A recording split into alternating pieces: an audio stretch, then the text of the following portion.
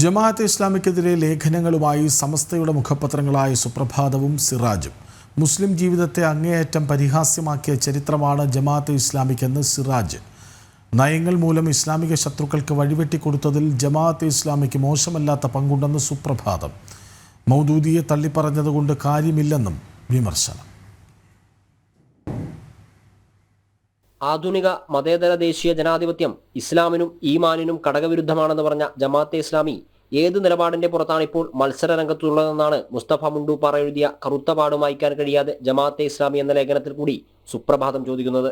മൗദൂദിയെ തള്ളിപ്പറഞ്ഞ ജമാഅത്തെ ഇസ്ലാമി അമീറിന്റെ നിലപാട് ഗതികേടാണ്. രാജ്യത്തിന്റെ സാഹചര്യവും പരിസരവും മനസ്സിലാക്കാതെ രാഷ്ട്രീയ താൽപര്യത്തിനായി ഇസ്ലാമിനെ പ്രതിഷ്ഠിക്കാനുള്ള ശ്രമമാണ് മൗദൂദി നടത്തിയത്. ഇന്ത്യയുടെ മതേതരത്വത്തെയും ജനാധിപത്യത്തെയും ചോദ്യം ചെയ്യാനും അതിനെതിരെ സമുദായത്തെ തിരിച്ചുവിട്ട് പ്രകോപനം സൃഷ്ടിക്കുകയുമാണ് മൗദൂദി ചെയ്തത്.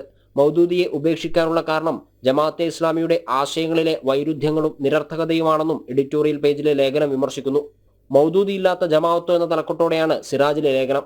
ജനാധിപത്യത്തിൽ വിശ്വസിക്കുന്നതും അതിന്റെ ഭാഗമായുള്ള ജോലികൾ സ്വീകരിക്കുന്നതും നിഷിദ്ധമാണെന്നാണ് ജമാഅത്തെ ഇസ്ലാമി പറഞ്ഞിരുന്നത്. ഒരിക്കൽ നിഷിദ്ധവും ശിർക്കുമായി കണ്ട കാര്യം പിൽക്കാലത്ത് അനുവദനീയവും ഇസ്ലാമികവുമായി മാറുന്നതിന്റെ മാനദണ്ഡം എന്താണെന്ന് ലേഖനത്തിൽ മുഹമ്മദ് അലി കിനാലൂർ ചോദിക്കുന്നു. മൗദൂദിയെ തള്ളുന്നു എന്ന് പറയുന്നവർക്ക് എത്ര കണ്ടത് സാധിക്കും?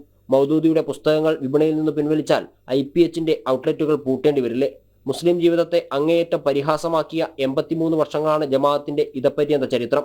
മൗദൂദിയെ തള്ളുന്നവർ സംഘടനയുടെ പേരുപേക്ഷിക്കുകയാണ് ആദ്യം ചെയ്യേണ്ടതെന്നും വിമർശനമുണ്ട്. ജനം, കോഴിക്കോട്.